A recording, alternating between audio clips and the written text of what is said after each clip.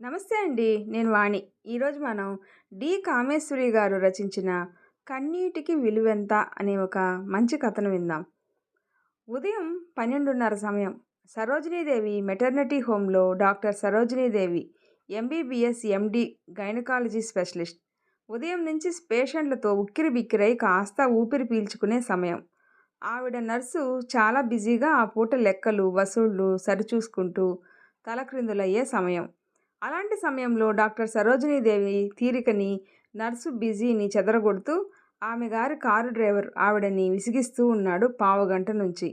15 నిమిషాల నుంచి డ్రైవర్ రంగయ్య చెప్పిందే చెప్తూ, అడిగిందే అడుగుతూ, ప్రార్థించిందే ప్రార్థిస్తూ ఆవిడ సహనాన్ని పరీక్షిస్తున్నాడు. అయితే సరోజినీదేవి డాక్టర్. అందులో ప్రైవేటు ప్రాక్టీస్ కావడం వల్ల అనేక సమయాల్లో ఆవిడ చిరాకుని, కోపాన్ని పైకి కనిపించకుండా ఉంచగలగడంలో చాలా ప్రాక్టీస్ ఉంది. కనుక మొహానికి నవ్వు పులుముకునే మృదువుగానే రంగయ్య అభ్యర్థనని తిరస్కరిస్తూ ఉంది. ఇక్కడ నాకెలా వీలవుతుంది చెప్పు రంగయ్య? నువ్వే చూస్తుంటావు, పెద్ద పెద్ద వాళ్ళందరూ వస్తుంటారు.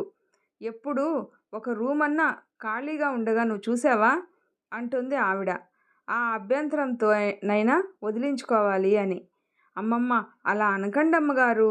దానికి రూములు అవి ఎందుకమ్మా? ఏ వరండాలో పక్కేసినా పడుంటుంది. మీ చెయ్యి సల్లటి చెయ్యి.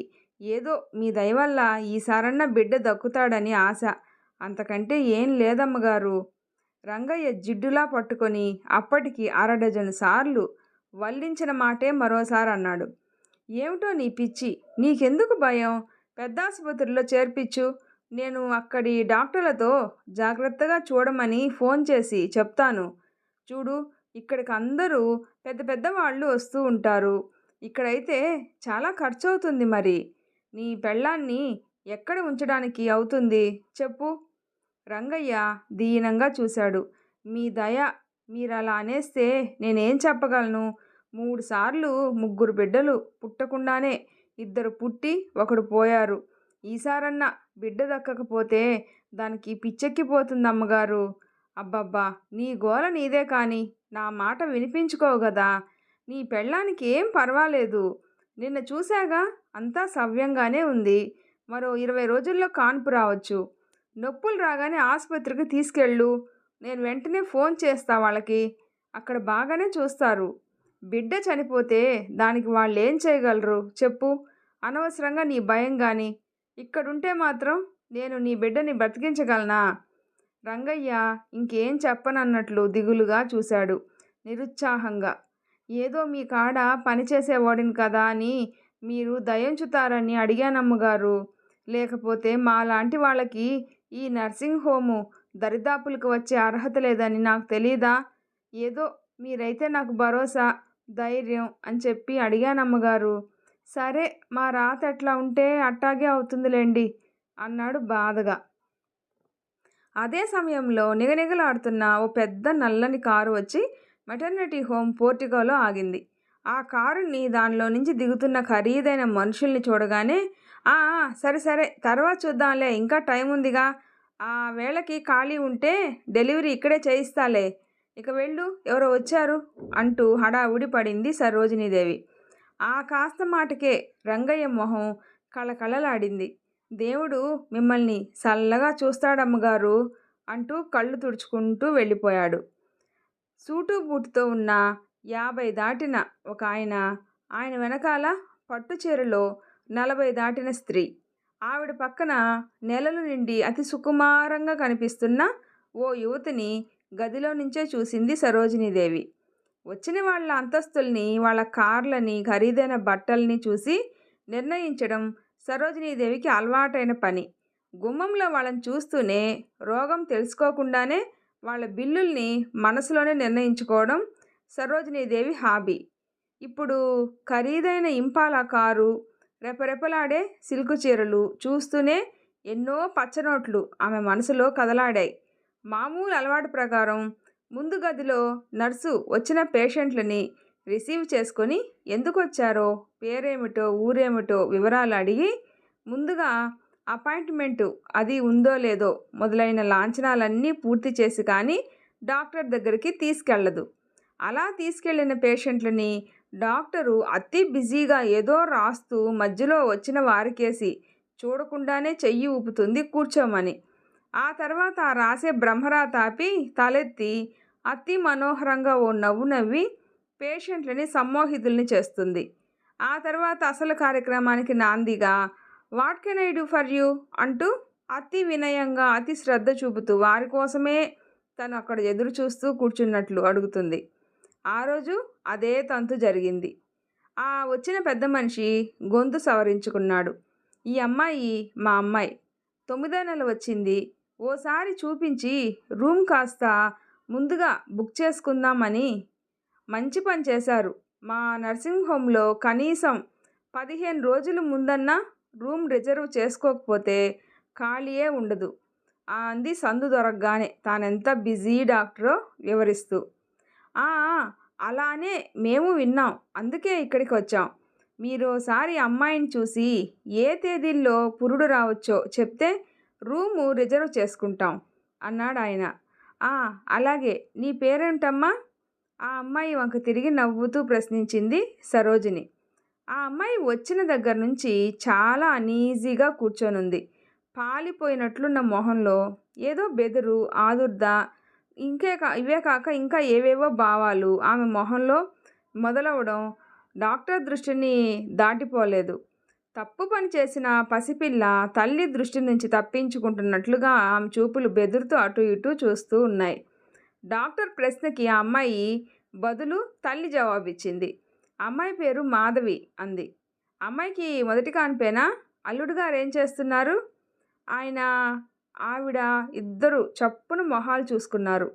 జవాబు చెప్పడానికి గుటకలు మింగారు ఇద్దరు. అలాంటి ప్రశ్నలు అడగడం అలవాటు తప్ప వాళ్ళ జవాబులు వినే ఓపిక, ఇంట్రెస్టు లేని సరోజినీదేవి వాళ్ళ జవాబు ఈయడానికి గుటకలు మింగడం చూడలేదు. "ఆ, మొదటి కాన్పే" అన్నాడాయన కాసేపటికి. అప్పటికే కుర్చీలో నుంచి లేచి, "నర్స్, అమ్మాయిని గదిలోకి తీసుకెళ్ళు" అంది డాక్టరు. అమ్మాయిని పరీక్షించడం అయ్యాక, "అమ్మాయి చాలా బలహీనంగా ఉంది. మందులు టానిక్కులు అవి ఏం ఇప్పించడం లేదా?" అంది అలవాటైన ఆదుర్దాని గొంతులో చొప్పించి. డాక్టర్కి అలా అనడం అలవాటు, మామూలు అని తెలియని తల్లిదండ్రులు ఆందోళనగా మొహాలు చూసుకున్నారు. "మరేం భయం లేదు కదా? అంతా సరిగా ఉందా అండి?" తల్లి ఆదుర్దా పడింది. "భయమేం లేదనుకోండి. అయినా మీరు కాస్త ముందుగా తీసుకురావాల్సింది.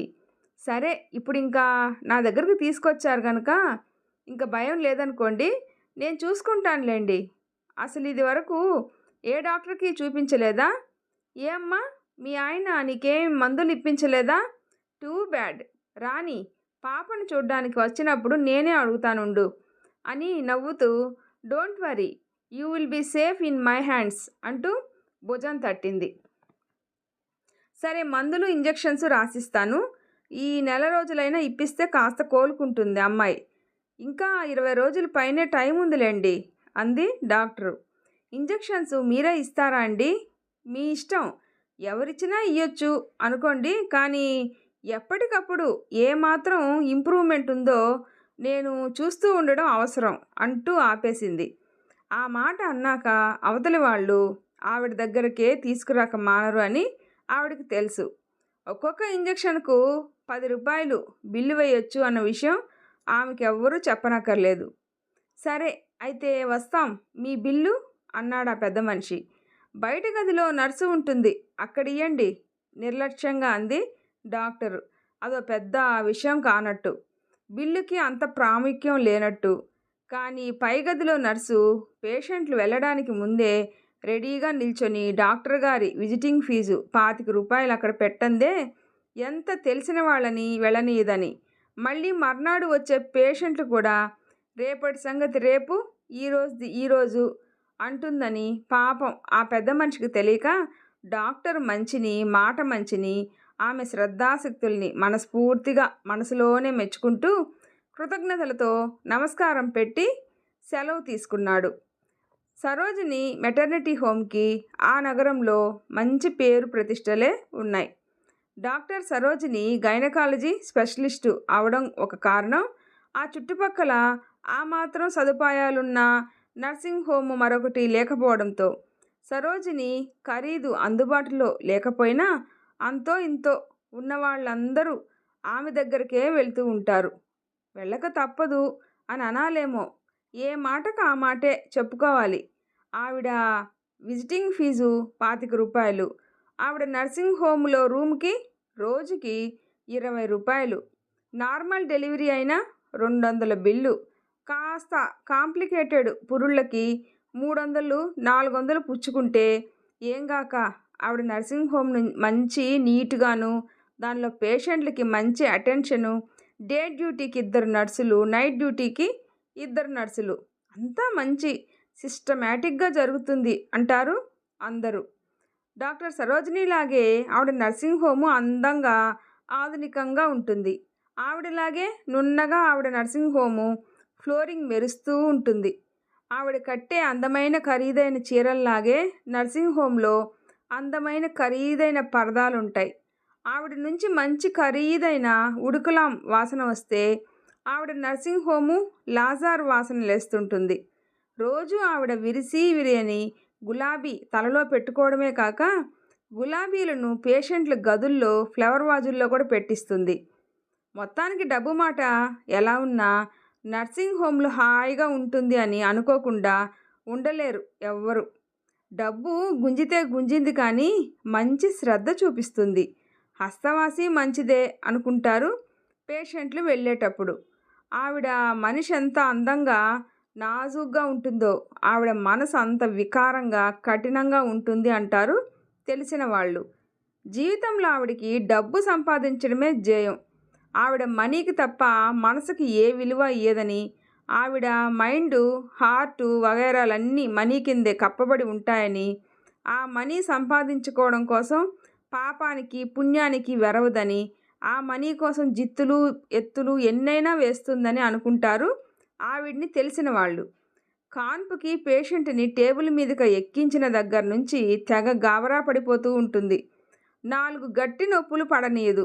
అయ్యయ్యో పిల్ల అలసిపోతుంది, అంత అలసిపోకూడదు, అయ్యో పాపం అమ్మాయి ఓర్చుకోలేకపోతుంది అంటూ స్వంత కూతురు నొప్పులు పడుతుంటే చూడలేని తల్లిలా గిలగిలలాడిపోతుంది.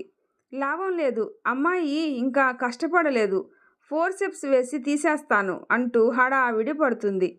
అలా గాబరా పడే డాక్టర్ని చూసి నొప్పులు పడే ఆడవాళ్ళు, వాళ్ళ భర్తలు, తల్లులు, తండ్రులు నిజంగా ఈ డాక్టర్ ఎంత మంచిది, ఎంత జాలిగుండె, పేషెంట్ని ఎంత జాగ్రత్తగా చూస్తుంది, ఇంత శ్రద్ధ ఇంకో డాక్టర్ ఎవ్వరూ చూపించరు అనుకుంటూ ఆవిడ పట్ల కృతజ్ఞతతో వాళ్ళ మనసులు నిండిపోతాయే తప్ప ఆ డాక్టర్ గారి ఆ గాబరా, ఆ ఆదుర్ద ఆవిడికి ప్రతి కాన్పుకి అలవాటైన వ్యవహారం అని, అలా అలా ఎన్నో కాన్పులకి అలవాటైన ఆ నటన ఇప్పుడు ఆవిడికి మామూలు అయిపోయిందని, నటించక్కర్లేకుండానే నోట్లో నుంచి ఆ మాటలు వస్తాయని వాళ్ళు గ్రహించనే లేరు.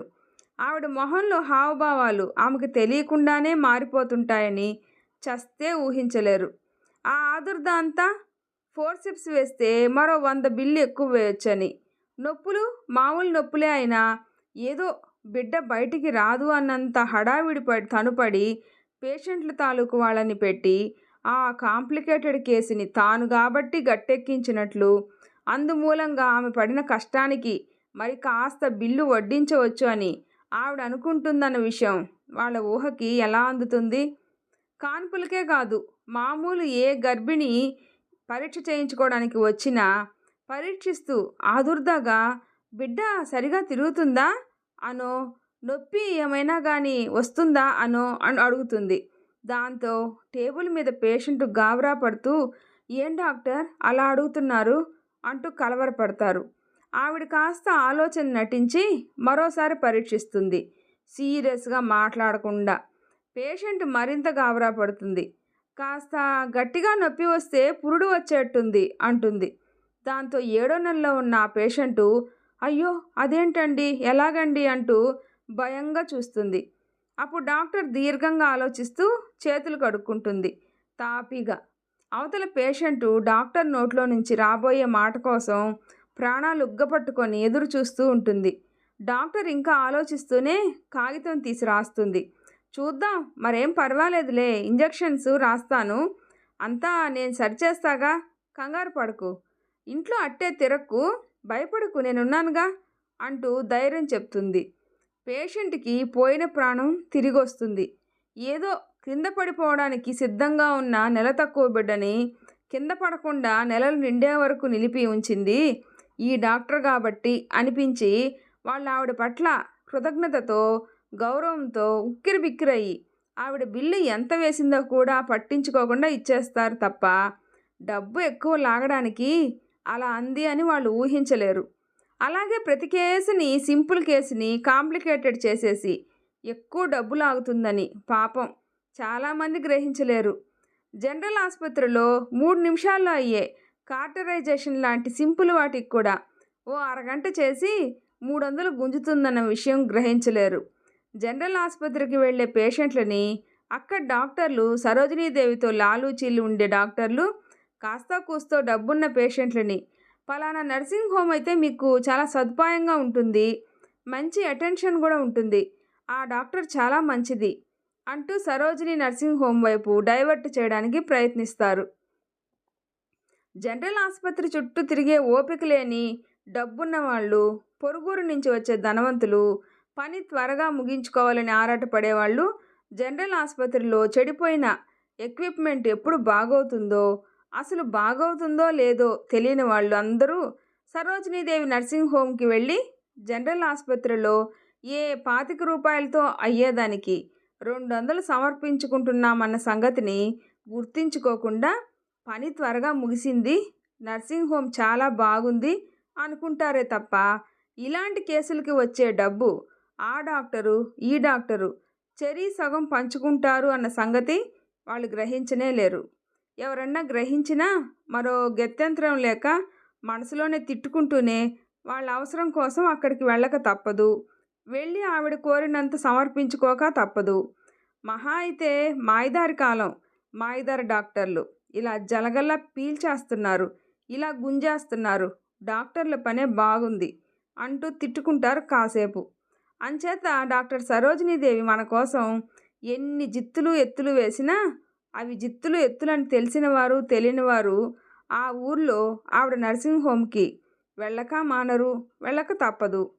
అలా సంపాదించిన మనీతో ఆవిడ ఊర్లో దివ్యమైన బంగళా కట్టించింది, అంతకంటే దివ్యమైన నర్సింగ్ హోము కట్టించింది, కారు కొంది, కంపెనీలో షేర్లు తీసుకుంది, బ్యాంకుల్లో అకౌంట్లు ఓపెన్ చేసింది, సోఫా సెట్లు, రేడియోగ్రామ్లు, ఫ్రిడ్జులు, డన్లప్లు, ఎయిర్ కూలర్లు వగైరా ఇంటికి కావాల్సిన హంగులన్నీ అమర్చుకుంది.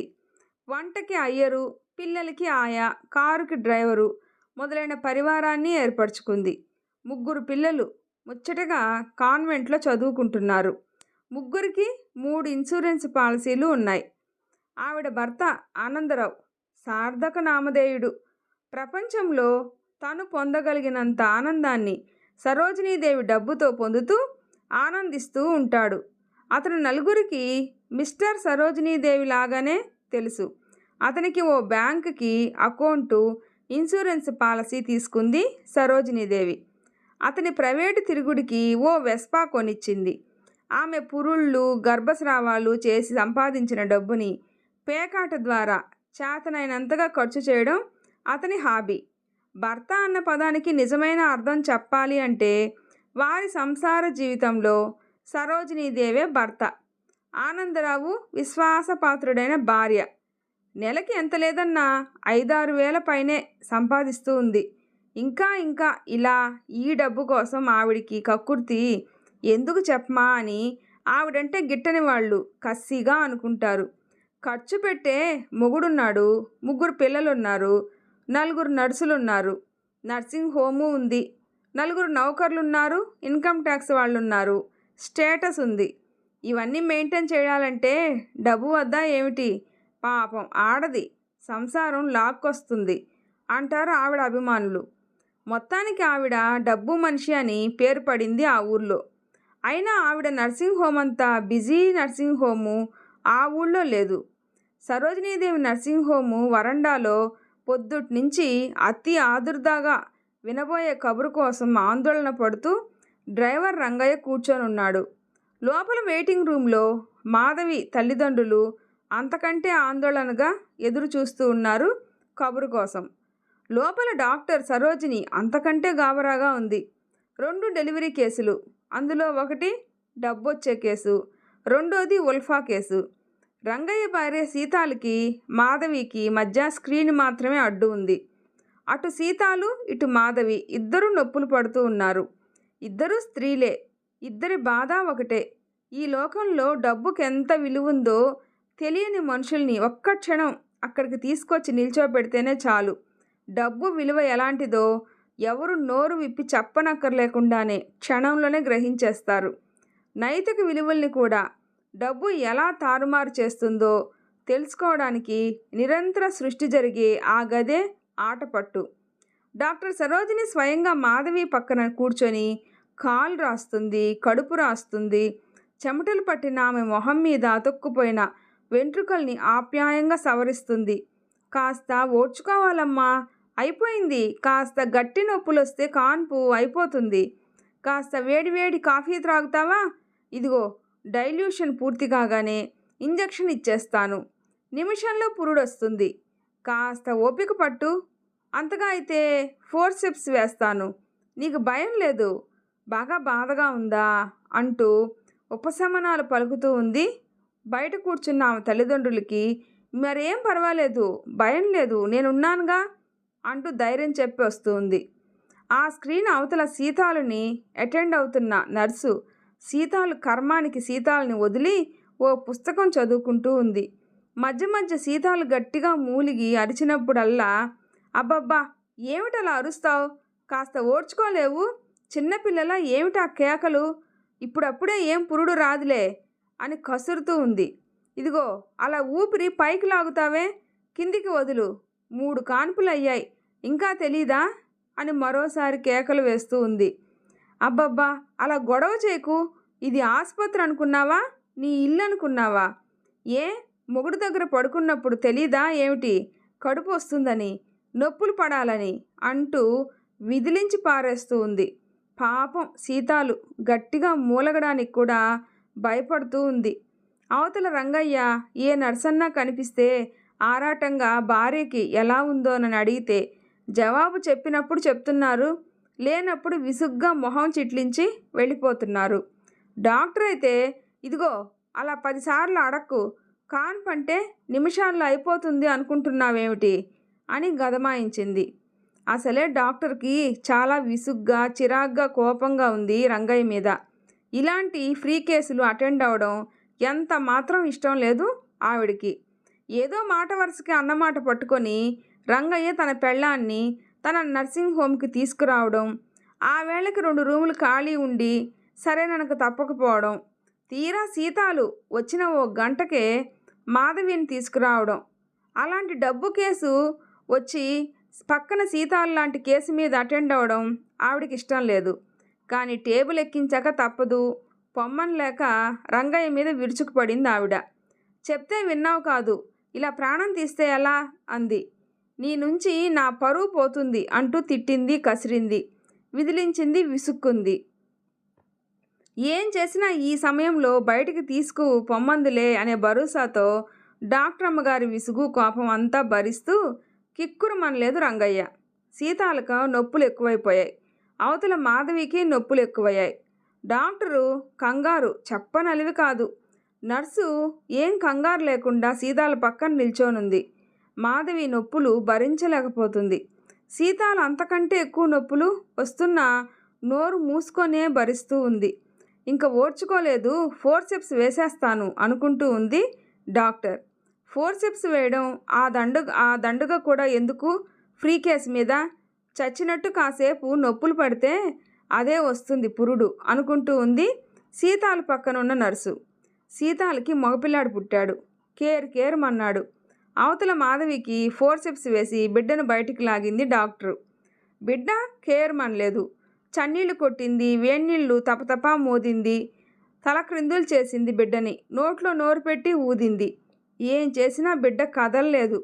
డాక్టర్ గాబరాగా నర్సు వంక చూసింది. ఆవిడ కళ్ళ ముందు పచ్చనోట్లు కదిలాయి. నర్సు డాక్టర్ వంక, డాక్టర్ నర్సు వంక చూసుకున్నారు. అవతల సీతాల కొడుకు కేర్మంటూ నర్సింగ్ హోమ్ పైకప్పు ఎగరగొడుతున్నాడు. సీతాలు సొమ్మసిల్లి పడి ఉంది కళ్ళు మూసుకొని. డాక్టరు ఓ క్షణం నుదురు చిట్లించింది. మెదడులో ఆలోచనలు పరుగులు తీశాయి. క్షణంలో ఆవిడ ముఖం తిరిగి కళకళలాడిపోయింది. ఆవిడ కళ్ళు మిలమిలలాడాయి. నర్సు వంక చూసింది. ఆ నర్సుకి డాక్టర్ గారి భాష, భావం, కళ్ళ భాష ద్వారానే తెలుసుకోవడం అలవాటు కనుక ఆవిడ భావం అర్థమైపోయింది. తల పంకించింది. పనికి ఉద్యుక్తురాలైంది. ఫలితం ఇప్పుడు మాధవి పక్కన బిడ్డ కేరుమని అరవడం ఆరంభించాడు. సీతాల పక్కన నిల్చున్న నర్సు చాలా కంగారు నటిస్తూ హఠాత్తుగా ఏడుపు మానేసిన సీతాల కొడుకుని ఏడిపించే ప్రయత్నాలన్నీ చేస్తూ ఉంది. నర్సు వల్ల ఆ ప్రయత్నం సాగక డాక్టర్ స్వయంగా సీతాల కొడుకుని ఏడిపించడానికి ప్రయత్నాలు చేస్తుంది. హఠాత్తుగా ఆగిపోయిన కొడుకు ఏడుపు, డాక్టర్లు నర్సుల హడావిడి ఏమిటో అర్థం కాక సీతాలు కళ్ళు విప్పి అయోమయంగా చూసింది. 5 నిమిషాలు అన్ని ప్రయత్నాలు. లాభం లేదు. బిడ్డ పుట్టినప్పుడు బాగానే పుట్టాడు. ఇంతలో ఇలా అవుతుందని అనుకోలేదు. ఎంత కావాలి చంటిగుడ్డు ప్రాణానికి అంటూ విచారంగా సీతాల వంక చూసింది. జరిగిందేమిటో అర్థం కాక కాసేపు వెర్రిదానిలా చూసి అర్థమయ్యాక బోరుమంది సీతాలు. అవతల కబురు తెలిసిన రంగయ్య గుండె బద్దలైంది. నీ అదృష్టం ఈసారి బాగాలేదు రంగయ్య. నేనేం చేయగలను చెప్పు. నా చేతిలో ఏముంది, నా చేతనైనంత చేశాను అంటూ సానుభూతి పలికింది సరోజిని. ఆ తర్వాత క్షణం సంతోషంపు ముసుగు తగిలించుకొని వసారాకి అటువైపు నడిచింది మాధవి తల్లిదండ్రులున్న చోటికి. కంగ్రాచులేషన్స్, మీకు మనవడు పుట్టాడు. తల్లి బిడ్డ క్షేమంగా ఉన్నారు అంది. ఆ ముఖాలు వికసించలేదు. ఆనందంతో తన చేతులు పట్టుకొని కృతజ్ఞతలు కూడా చెప్పుకోలేదు. మొదటిసారి మనవడు పుట్టినందుకు సంతోషంతో ఉక్కిరిబిక్కిరి కాలేదు. ఆ వార్త విని ఒకరి ముఖాలు ఒకరు చూసుకున్నారు.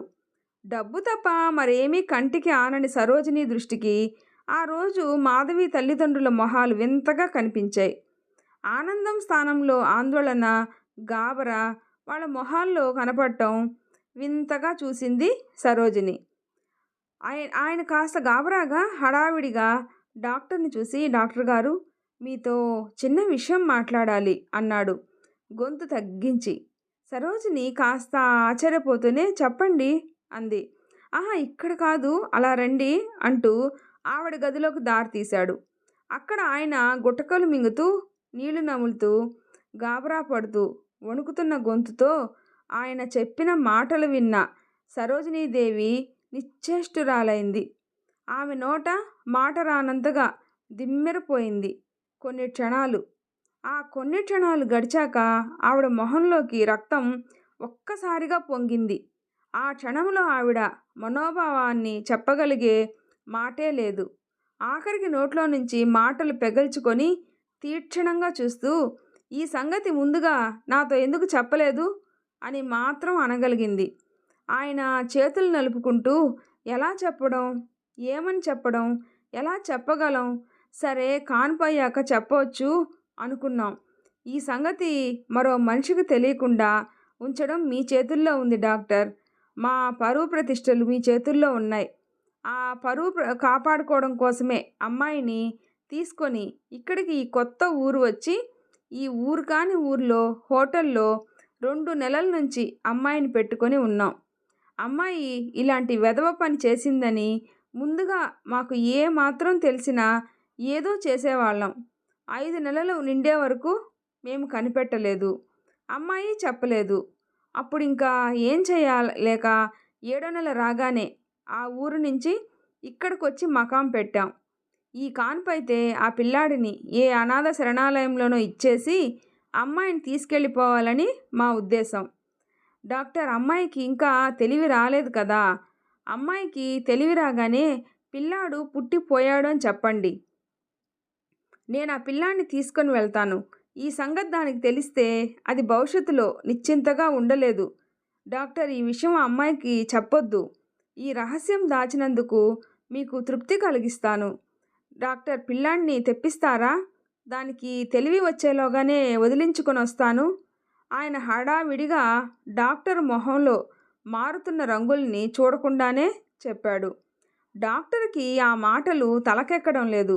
ఆవిడకి ఆ క్షణాన హృదయ విదారకంగా ఏడుస్తున్న సీతాలు, పెళ్ళాం గుండెల్లో మొహం దాచుకొని ఆడదానిలా ఏడుస్తున్న రంగయ్య, మాధవి పక్కన ఉయ్యాలలోని పసికందు మాత్రమే కనిపిస్తూ ఉన్నారు.